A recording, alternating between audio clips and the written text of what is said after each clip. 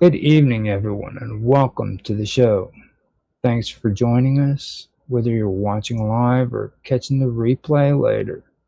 Tonight, we'll be discussing several topics that Robert has been looking forward to sharing. We'll take them one at a time, giving each topic the attention it deserves before moving on to the next. If you're new to the channel, we're glad you're here, and we hope you'll enjoy the conversation. Now here's my brother and tonight's host, Robert Hanson. How you doing, everyone? I'm glad that you're here. The conversation, I hope it's very, very good for everyone. Um, we're going to be wanting to know how the the telekinesis, how it works, uh, and how it progresses. How people have to, how they deal with the process of the abilities of the mind, the mindset of them, and the how how the body has to adapt to when the process does. Do you want me to read the topics? Yeah. Okay, so here we go. Now, let me get to the first topic. Telekinesis basically is also called psychokinesis and is a claimed psychic ability to move or change psychic objects using only the mind without any physical touch. Now, mainstream science classifies it as pseudoscience because controlled tests lack repeatability, reliable evidence, and the scientific view says that there's no proof. After decades of parapsychology studies failed to show real-world proof under strict lab controls. The human brain, according to physics limits, doesn't generate physical energy fields strong enough to move matter. They also talk about tricks and illusions, where stage magicians show that apparent demonstrations rely on hidden air currents, static electricity, or sleight of hand. Now, in popular culture, according to the fictional staple, it's seen common in movies, comic books, and shows like Stranger Things or Star Wars. On the creative scope, there's fictional telekinesis, which often stretches to force fields, levitation, or manipulation, or manipulating atomic structures. Now, that is what it generally is classified as if you go and you look at the scientific level. But then you have another guy by the name of Uri Geller, who is an Israeli British performer who became a global celebrity in the 1970s by claiming that he had genuine supernatural powers. Now, while mainstream scientists and magicians considered him an illusionist who used stage magic, Geller also maintained that his mind power is completely real. Now, his most famous claim and historical moments included the signature claim of spoon bending. I don't know if you guys remember that or not, but Geller's most famous stunt involved gently rubbing metal spoons, keys, or nails until they visibly softened and bent or snapped in half. He calls this phenomenon the Geller effect. He also did the watch and clock manipulation, where he claimed he can use willpower to restart broken mechanical watches or make the hand of large clocks move faster. Um, He's also had TV magic, where during the 70s television, or during the 1970s television broadcast, he claimed his psychic energy could travel through the screen and bend spoons and fix broken clocks inside viewers' living rooms. So, with him, uh, his claims, his claim, according to his original powers, when it came to like the silver spoon, uh, it was called the silver light. And in his earlier books, he claimed that when he was 5 years old, a mysterious sphere of silvery light appeared in his garden, and he believed that this light was an encounter with an extraterrestrial or an alien who gifted him the powers. There was also claims that were made concerning the CIA. He claimed that he was a part of the Stargate project in 1973, where researchers tested Geller for a week at the Stanford Research Institution, which I found out was actually true. And the experiments were part of a secret government program investigating whether the military could use psychic powers. Documents that were declassified years later showed that Geller uh, replicated drawings sealed inside of a separate room, leading researchers to write that he demonstrated his abilities in a convincing and ambiguous manner. Now, according to Geller, he had secret missions where he worked with intelligence agencies like the CIA, Mossad, and the FBI. And he claimed that he used telekinesis to block radar during military hostage rescues, find missing persons, and even erase important computer disks. That caused backlash from the skeptics. Now, on the Carson show back in 1973, there was an incident where Geller appeared on The Tonight Show, which was starring Johnny Carson at the time. And skeptic and the magician James Randi prepared the props so Geller's team couldn't touch them beforehand. Now, deprived of the ability to use standard sleight of hand tricks, Geller sat uncomfortably for 22 minutes, claiming he felt blocked or unable to perform. Now, with the magician census, magicians around the world have demonstrated that all of Geller's feats can easily be replicated using ordinary magic tricks, such as pre-stressed metal or distracting the audience. So that is one example. And I can stop there and talk about that if you guys, and we can talk about that if you want me to, Robert. There's another one too, Nina Kalagina, who is a Soviet, that we can talk about later if you want to, but I'll hand it back over to you.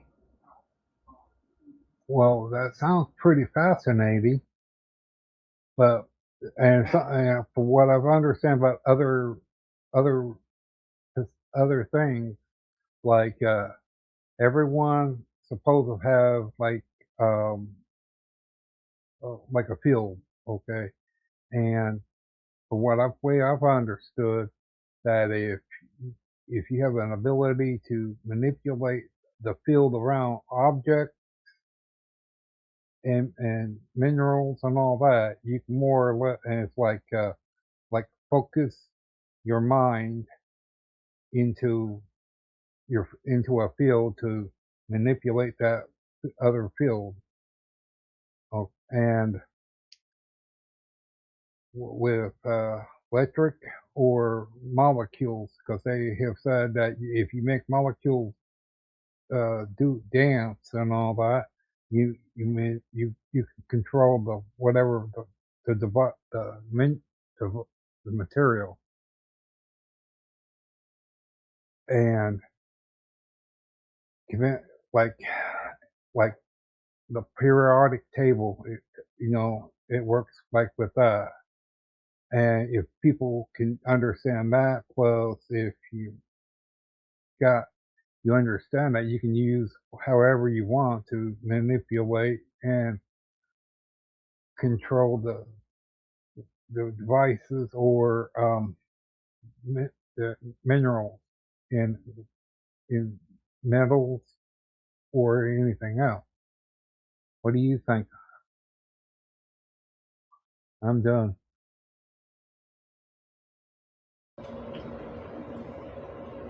Mitch, you want to say something, Lord Edworthy? Um, well, of course, I know if together, but remember him from the 80s. But apart from that, I am fairly ignorant about the subject. So yeah. Now I remember whenever I was a kid, like he came on TV, and I remember I think he had like a huge like a 2 hour special, didn't he? At one point where he actually did magic tricks and stuff. And he held the spoon solid, but then he would concentrate on the spoon to make it without using his thumb to press or anything else. But he would use concentration, focus on the spoon to bend it. And see if you remember correctly too. Like I think he did like a card trick as well, didn't he? Where he could guess the card that you would pull out of the hand that you had from a random deck. Yeah. Possibly. That's quite a common trick, isn't it? Yeah. And I remember my grandpa actually, he could do math kind of like that, and I forgot how he did it. But he could start out with a certain number, tell you to multiply it by this, divide it by that, subtract it by this, and then it would always come to the number that he could guess Okay. it was. You know, I remember him doing that, and he used to say, "Freaking, it's not that hard of a trick." You know, it's a matter of numbers and being able to freaking do the math, basically. You know, people are really good at that, so that's what really stuck out to me because I really don't believe bending spoons is technically a part of telekinesis. From what I've been finding out from doing this research for Robert, I guess it is. You know, I mentioned that in the last episode, and Robert was talking about telekinesis. So I figured I would just, go further because that's what he wanted. So I started doing the research, and it actually started getting a lot more interesting. You know what I mean? Because it's more than just this. It really is. It's strange. But if you want me to, I can read the second part about the Soviet woman. If you want me to, Robert. Yeah. Okay, so here we go. This next one is Nina Kalagina, and she was a Soviet housewife and a World War II veteran who became one of the most famous figures in Cold War parapsychology. Now, unlike Yuri Geller, who was a traveling stage performer, Kalagina's claims were studied behind closed doors by Soviet scientists for over 20 years. Now, her black and white demonstration films shocked Western intelligence agencies, helping to spark a secret psychic arms race between the U.S. and the USSR. Her major claims, her major claims, experiments, and controversies surrounding them include the object manipulation claims, moving small items. Kalagina was famously filmed sitting at a table and apparently sliding small non-magnetic objects like matchsticks, cigarettes, breadcrumbs, and fountain pen or fountain cap fountain pen caps across the surface without touching them. Then there's levitating ping pong balls. She claims she could make lightweight objects like ping pong balls hover briefly in the air. Then there was separating inverses. In one famous laboratory test, a raw egg was placed in a saline which is salt water solution.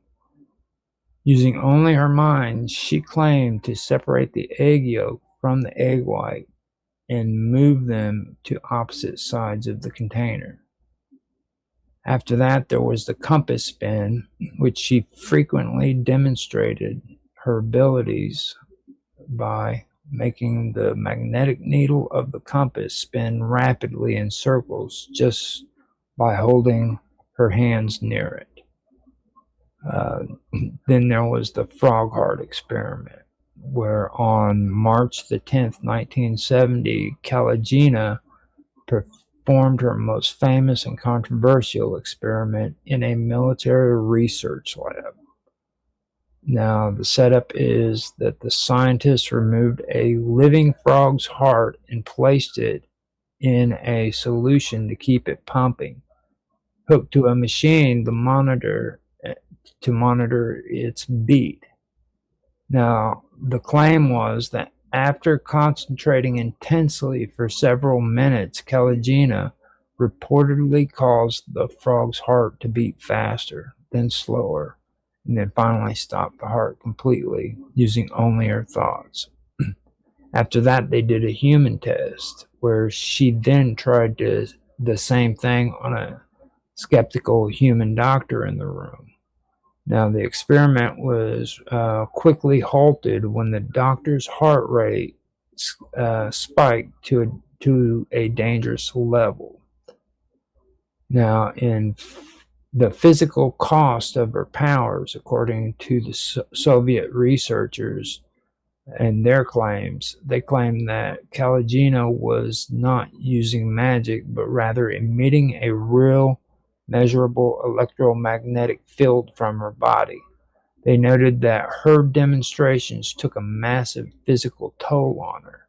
Now, her heart rate would spike to an intense 200 beats per minute, and she suffered from severe exhaustion, weight loss, and sharp pains in her back and head after each session. Now, there is the skeptical view as well, where mainstream scientists and professional magicians outside the Soviet Union heavily doubted her claims. They called it rudimentary magic, where magicians like James Randi pointed out that her feats perfectly watched basic sleight of hand trick or match basic sleight of hand tricks. They argue she used tiny invisible magnets hidden on her body to spin the compasses and ultra thin concealed threads of hair to pull the matchsticks in floating balls. Also, they brought up the issue about controlled environment flaws. Skeptics noted that Kalagina was allowed to basically dictate the rules of the test. She was never forced to perform under strict double-blind scientific conditions that would easily prevent cheating. They also called it Soviet propaganda.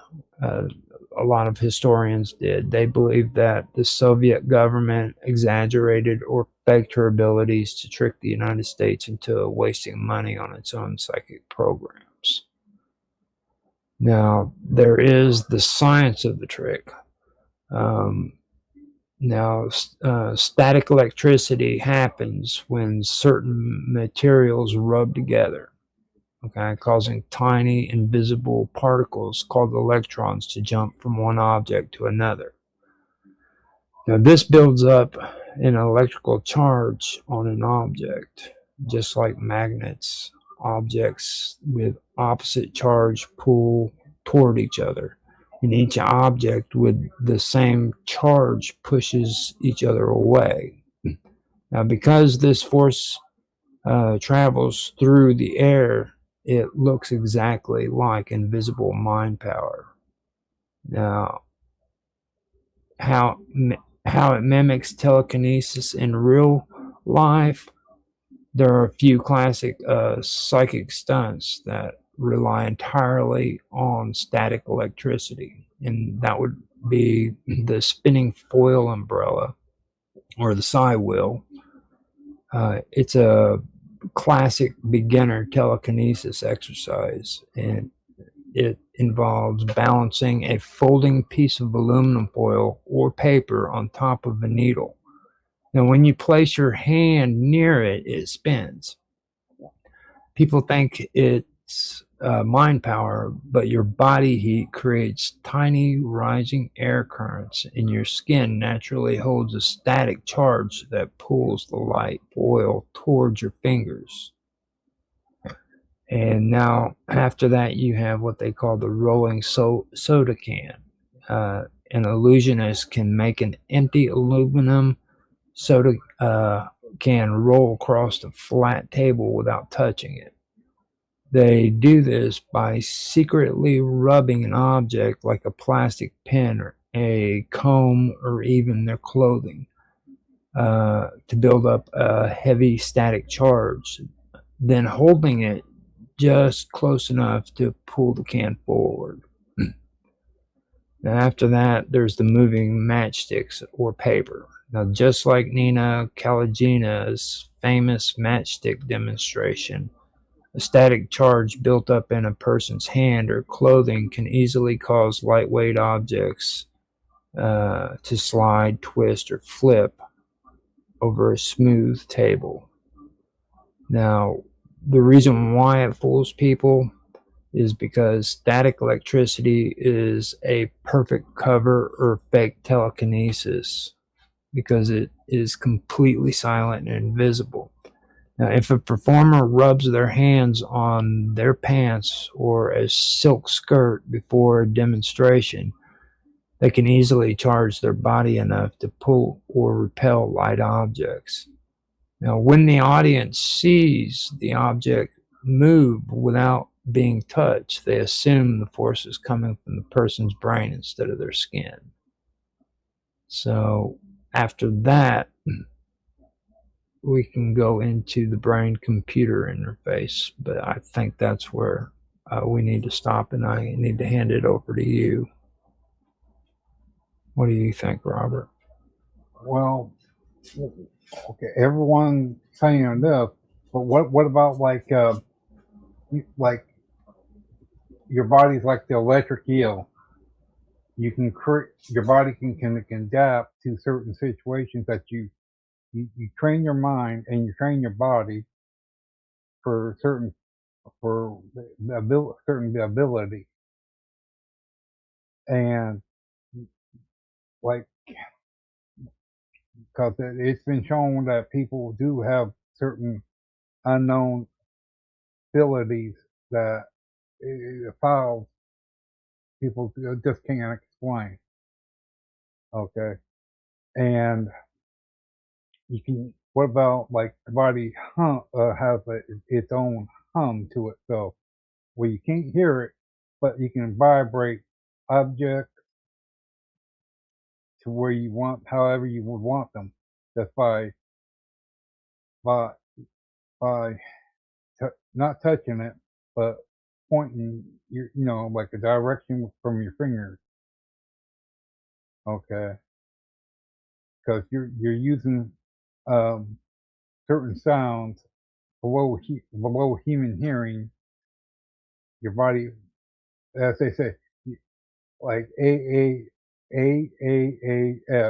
says that the human body has its own frequency and its own field within it, and within you, a body can you can do if you can control it and you know how what you're doing. How far can you actually go with the ability for that? And as well too. They have said that people with doing that too have their senses, like their smelling and their taste, increases too. Well, the thing though you gotta take into consideration is like telekinesis is supposed to be mind power. Now you're also incorporating, things that are actually a part of the body, and that's what they're talking about. This is manipulation through electromagnetic energy that you have naturally in your body. But that's not mind control. That's not what they're talking about. Like telekinesis is you're naturally making these things do this stuff with your mind, not with electromagnetic energy. You know what I'm saying? Like you're actually making things move without using it electromagnetic energy from your body or anything like that. Just straight from your mind. Well, okay, because I was trying to say like if the body, your mind can controls that in a way that the without the mind it won't work. You have to focus the mind and in all the different things which you would want for your mind to can adapt to it, to understand how, like you're training your mind to where when you want to make a certain sound or whatever, or like when you want to try to make the spoon move or whatever, you got to focus your mind and the energy of for that mind to work all as one, and which synchronize everything together for that one focus. I don't know. I mean, when it comes to a lot of that, like using the mind and then well, see, one thing I don't really agree with, because I've actually done the whole rubbing your feet on the carpet shit, you know what I mean? And I'm sorry, but anybody who's an illusionist is not going to have that much of an opportunity to get that much static electricity. I've actually done that stuff playing around with balloons and stuff. And I mean, even the skeptics are stupid when it comes to that. I just don't agree with that either, because it's like they would have to be constantly rubbing their freaking body on something. You know what I mean? So I mean, I kind of see both sides of it. You know what I mean? There's some situations where you can't say that they're rubbing their freaking body for static electricity. You know what I mean? Especially when your hair on your head and your hair on your arm would stand up from it. Well, I mean that wouldn't, not unless people are looking for that. You know what I mean? Well, yeah, but if your hair does do it all on its own, if you know enough of I the don't know. static. I've never really paid it. Well, I guess I have in some situations, but that's like if I took something and put it close to it, it stuck up. Yeah, like especially if you take a balloon and rub it against your skin, it would make the hair stand up. But I don't know. What do you think, Mark? What's your take on this? I was just thinking exactly on the same lines as you. Really, a lot of it's, well, can I say fraudulent? Yeah. Yeah. Okay. A lot of it's fraudulent. I mean, for me, I don't. I do believe that there are some kind of some things that the mind's capable of doing. You know what I mean? Don't get me wrong. But when they start talking about telekinesis and levitation and stuff like that, that's where I think they cross the line. You know what I mean? Because there's been nobody that's been able to prove that. They've even got like Buddhists, monks from like Tibet and different areas of that region that are trying to make it look like they're actually levitating, and they're making like videos that are fraudulent, where they're like sitting up behind in front of a pole, and it looks like they're levitating in the middle of the air, but they're actually sitting in front of what's holding them up. Okay. they have that stuff all over the internet now, and just people are buying into it, and it's Yeah. and they've got a school of Buddhist monks that are actually crossing their legs and hopping while they're sitting in the lotus position, and that's just to freaking levitate, because they think that if levitation is like the highest form of ascension, I guess. So it's interesting. A lot of this is really, really interesting. So that's just my take on it, Robert. Okay. But at the same time, there is certain things that just it's a little curious on certain things. Okay. For one, if you're sitting like 3-4 foot away from a person that has that ability, but picks up on certain things about what you're the way you way you are and what you're think more or less what they're going to probably guess that they probably under reading your mind more or less. Okay, like if you're looking and thinking of what you can do or how you can, they're gonna they have ability to where they can almost read certain things about what a person's thinking or wanting to do. Okay, or and there's another one where they have a ability to look through other person's eyes to see what they're seeing. I don't know how that works unless No, I remember hearing that back in that has to do with like the transcendentalist movement. They believed in that stuff. They believe that like if you take a person and you set them on one side of the room and you set another one on the other side of the room and you keep completely silent, you stare at each other for a while, you could actually start to freaking communicate with each other freaking psychically. That's actually one of the mystical sides of the transcendentalists. That they believed in that stuff. They believe in you had a psychic connection, and that has to do with a lot with the God conscience, which comes out of Carl Jung's theories and stuff like that. Eventually, he came out with that kind of stuff. So that's actually an interesting area that you can go into if you want to go into that area. Because that is something that's actually, I don't think it's more of telekinesis as much, you know what I mean? But you could look at it in a different kind of area of researching and pulling up for maybe another episode, because that's really not telekinesis. And what about when like when they I guess when they touch an object of the person that just touch it, they can pick up certain things of them. Well, I don't know if that's that would be mystic. You know what I mean? That's kind of like what the Ghost Whisperer does on the famous movie, freaking Ghost Whisperer.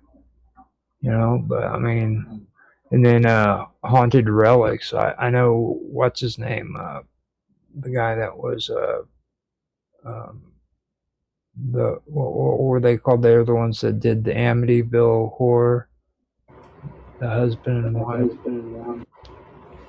You remember?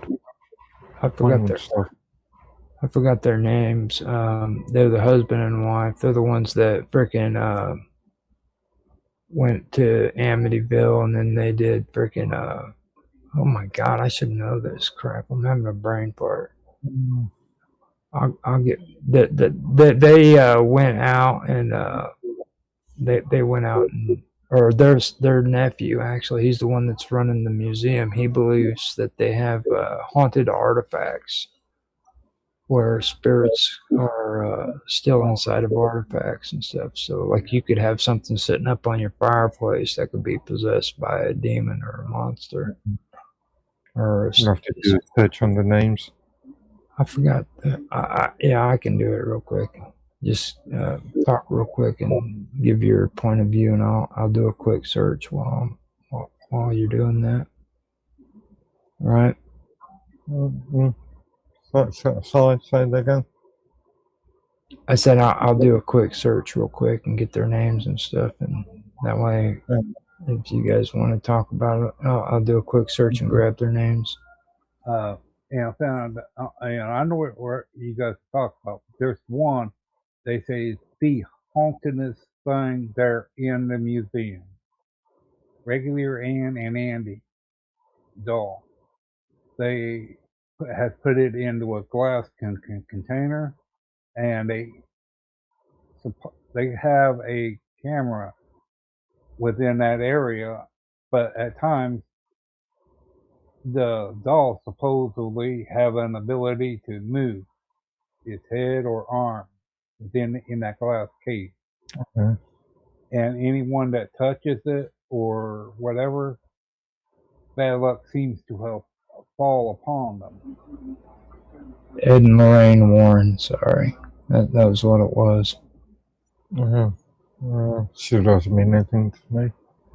Ed and Lorraine Warren were the ones who did the Conjuring, the investigation for the Amityville Horror House, and then they also did the Conjuring. I don't know if you ever heard of that movie or not, but No.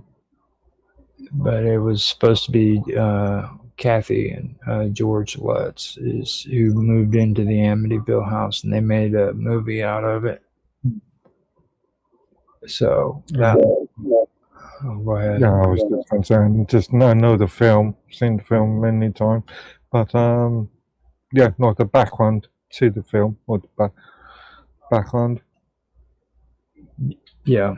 Now, to be fair too, and I know a lot of people don't like hearing it, but I've actually done research into them, and they were horrible. I mean, they were actually a pretty big fraud too. So, and I've heard a lot of them say nice things about his nephew. I don't know much about him other than he does do the museum, but like some of the stuff most of these people that they kind of idolize in that whole area have done pretty nefarious things. Like Ed actually started out as a painter, and he would go to all these creepy houses, and he would freaking paint the houses, and that with his wife, Lorraine.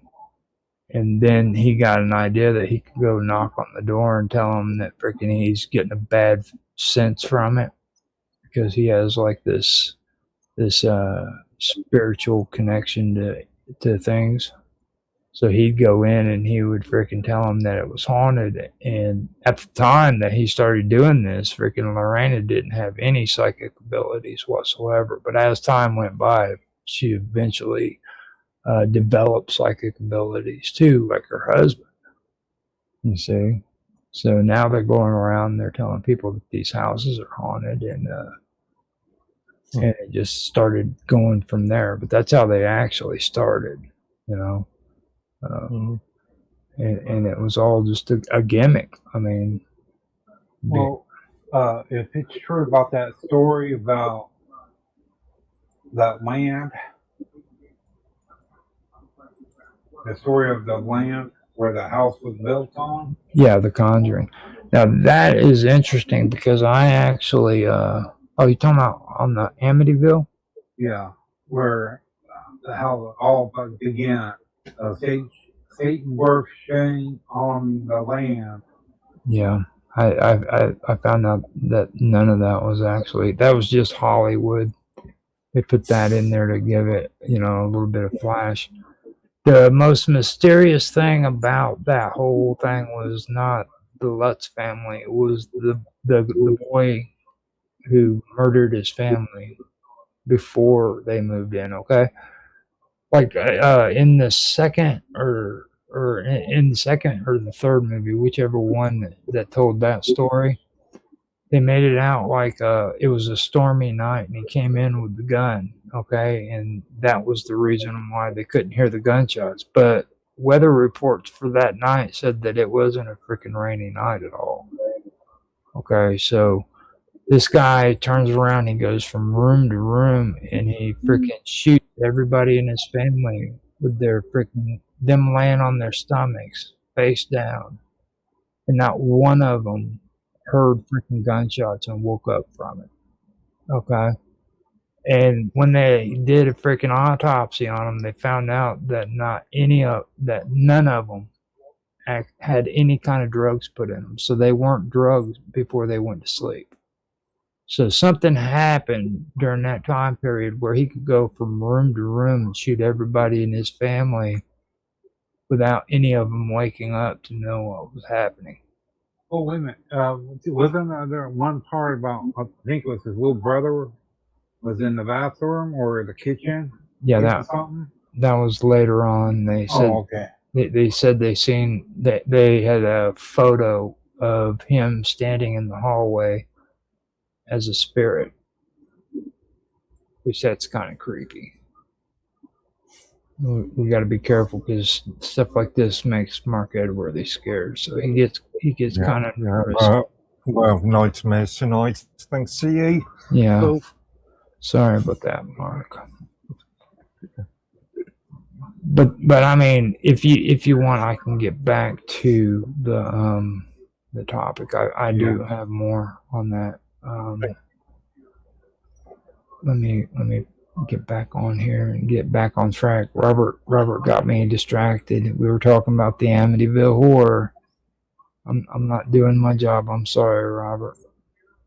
That's okay. Just don't do it again.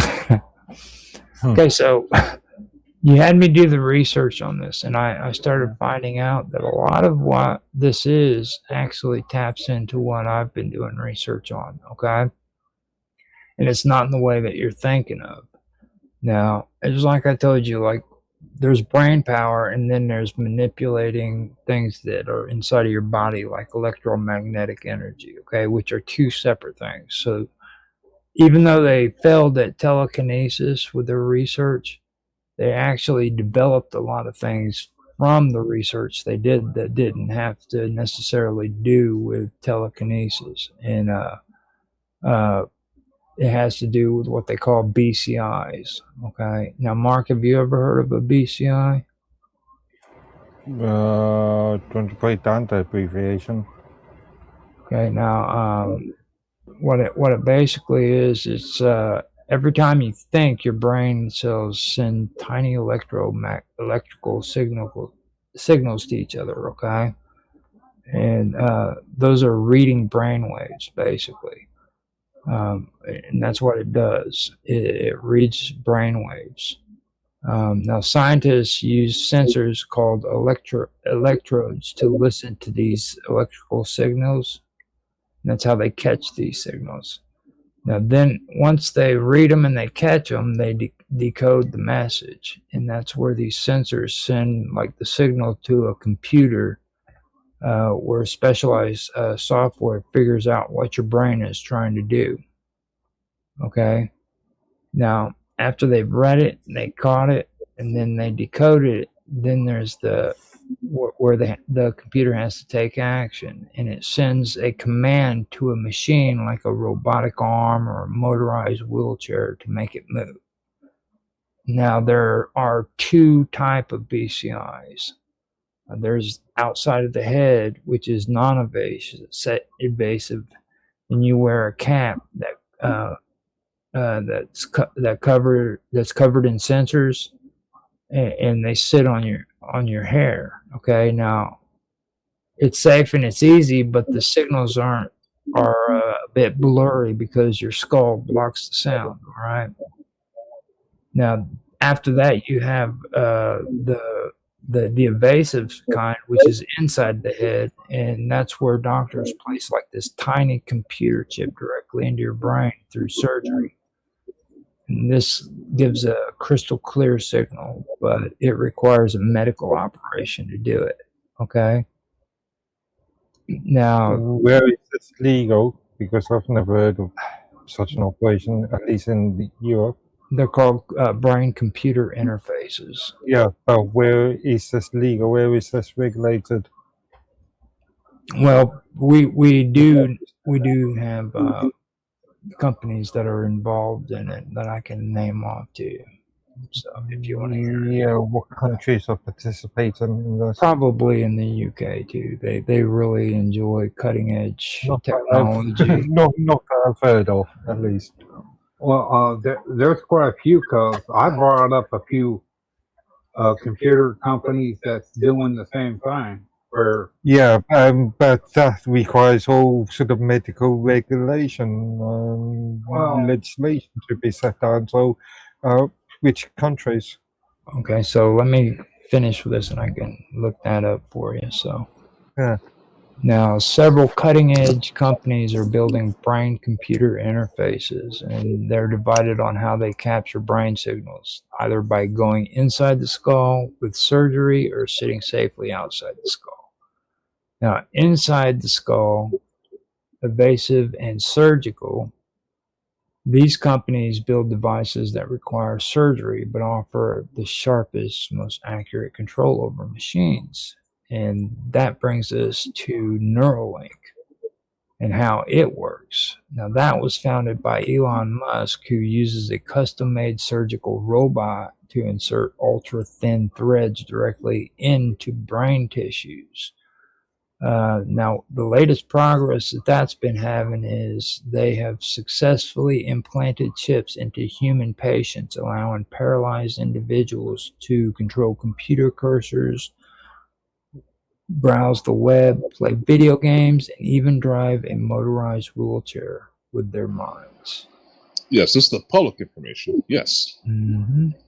Then you have Obviously, the obviously, this is limited to only a select few test patients. now you also have Cycron. Okay, now how that works, instead of opening the brain surgery, instead of open brain surgery, threads of mesh tube called a stent are through blood vessels. They're sent through blood vessels until it sits right next to the brain. And the latest progress that they've had is that they've been backed by tech giants like Jeff Bezos and Bill Gates. Now, Cycron has implanted its device into several human trial patients. They have even partnered with Apple to let patients control iPhones and iPads using thought. Yeah, they're saying that by 2030 or 40, it'll be having setups where you can have it installed on your head, your cell phone. Well, Yeah. okay, so back the brain interface technology isn't that. I don't want to say. Okay, so there are multiple ways to do it. Okay, back in the early 2000s, and I remember seeing the ads for it and the demonstrations for it. They had these little circular rings they would put on top of a baby's head, and this device would read the child's brain waves, and the brain waves were transmitted to a toy ball, which would move. This was a child's toy back in the early 2000s. So the brain computer interface, there's 100 ways to do it, and it's not science fiction. It's so easy to do. Okay, so I did pull up information on where BCIs were legally able to do, where these tech companies are legally able to do it. It says tech companies are legally able to test and develop brain-computer interfaces in almost any country, provided they follow strict medical device laws and receive human trial approvals. However, the global epicenter for this technology is concentrated in the United States, China, and the European Union, each operating under different legal systems. Because BCIs involve reading or simulating the human brain, companies cannot just sell them like smartphones. They must navigate a patchwork of medical rules, human testing laws, and emerging brain data privacy acts. So you've got it going on in the United States, China, and in the EU. How widespread in the EU, I wonder. In the US and China, that's explainable. Now, the United States is the most active legal playground for the BCIs. So, because after all, Not kidding. the US, the US medical, the US government's not really interested in your personal rights, so doesn't matter if there's no regulation in the US. now the EU focuses heavily on human rights and data safety. So the legal framework for BCIs, they have to comply with the strict EU medical device regulation, the MDR. Any AI software powered by BCI falls under the EU AI Act, which heavily restricts or bans tech that forces subconscious manipulation. Now, neural privacy. Unlike the US, where only few states protect brain data, Europe's GDPR legally protects brainwaves across all member nations by treating neural data as highly sensitive biometric data. Personal data, yeah. You know, I tested that whole legality thing because so I went to Michigan for for most of us, well, actually all of the summer and some of the fall. I tested out the legal system when it comes to this kind of stuff. Neural weapons. Michigan is the only state in the union that has laws against neural weapons. I wrote to the congressman of Michigan about neural weapons. And guess what happened to me? I got put in a psych ward for 3 weeks. Okay. I would like to see that. Yeah, I would like to see how you worded that. But I got a question about this. Okay, like in Australia, they made that special.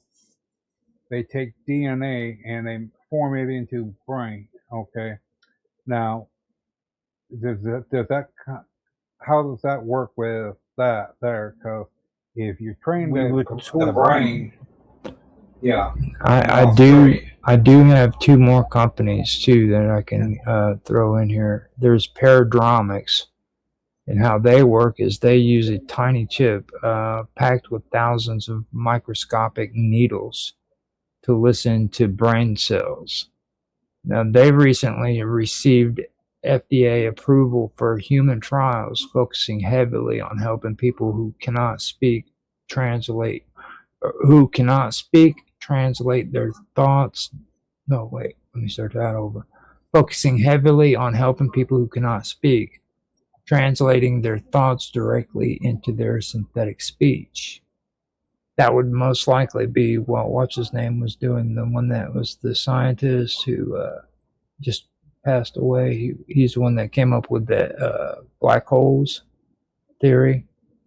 What was his name again? Hawkins? Yeah, Hawkins.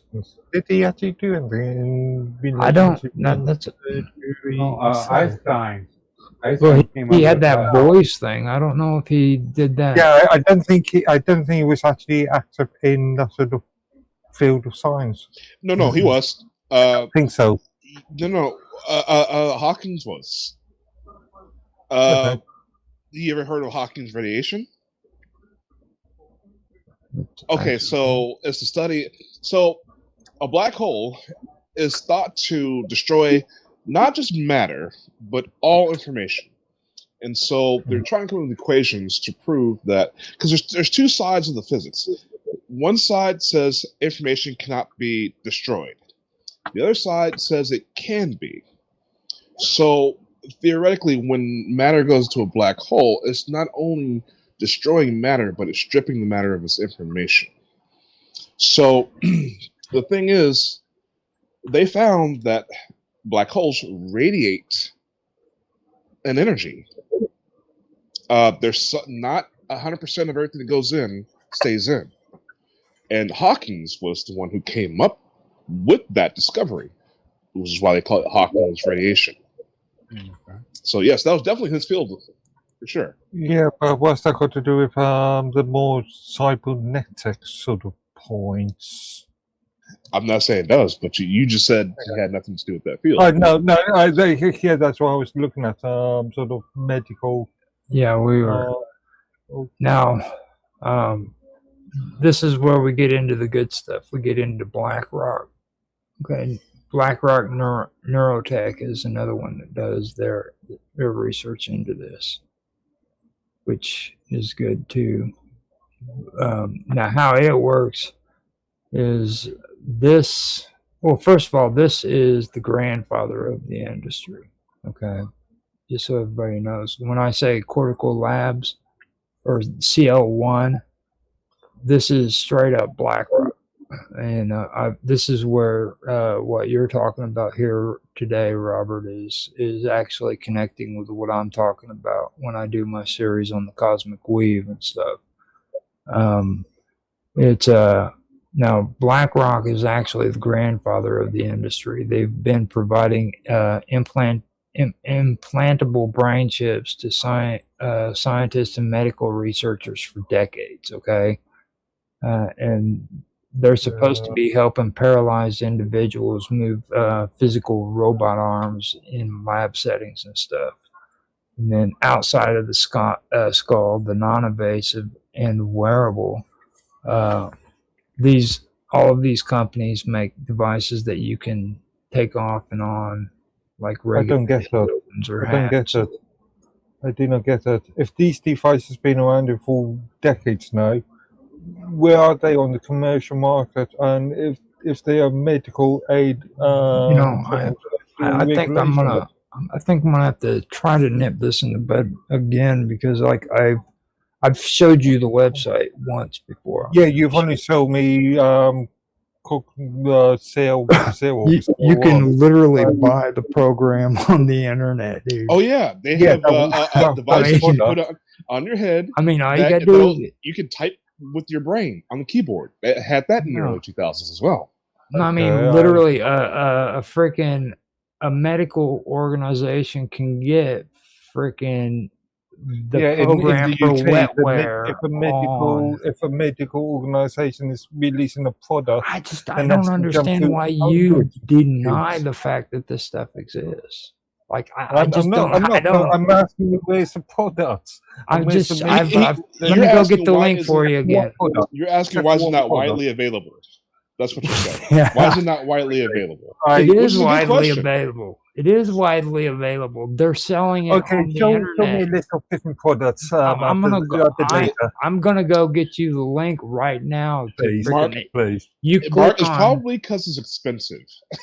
That's probably why it's not widely available. Well, that, or if you don't go to the hospital for the process, because they're gonna take a lot of that information, like your how do you say the way your body runs, the damages, or they got to put all that computer stuff together where it works with your chemistry. Well, they do have the stuff in the hospitals where, where you can speak through a computer when they put a device on your head if you are unable to speak or move your body. Yeah. Yeah, they have to manufacture it there. Well, at least not in the UK. If not, even in the UK, they have the ones where like you blink and you can literally type on the computer. Yes, that's